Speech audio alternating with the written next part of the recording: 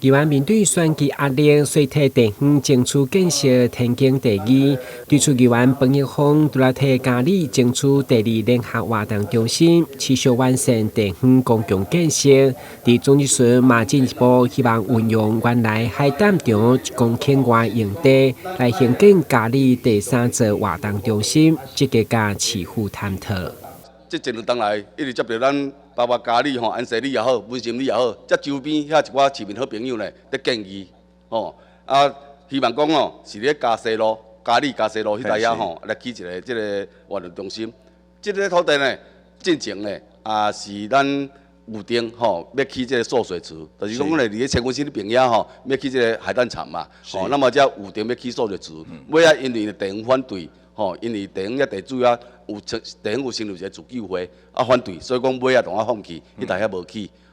那么讲，因希望讲伫这土地遐因即目前地目呢是属于整个水利，地是属于水利数的啦。即摆迄机关，他就是架外，架通，一架通。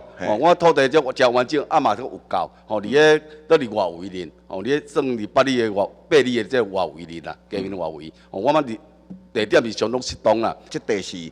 算做嘉义的一个马地啦，我啦市中心，这块地都要不只是讲活动中心，因为是讲建议要做啥物社会住宅啊好啦还是讲迄落多功能的啥物中心啦马紧这部分不管伊啥物设施，咱上好上去建设一个活动中心，互嘉义地区的人较有使用空间的这个机会啦。因为机关用地嘛免啥物变更，所以咱紧来用这个有备金。比较你顶面2022年即阵的共款，用有备金进来做规划，会当来进来处理，上好。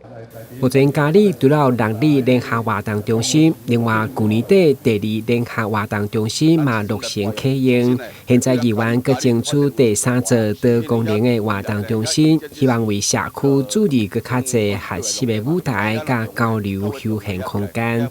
台南新闻军籍张硕维采访报道。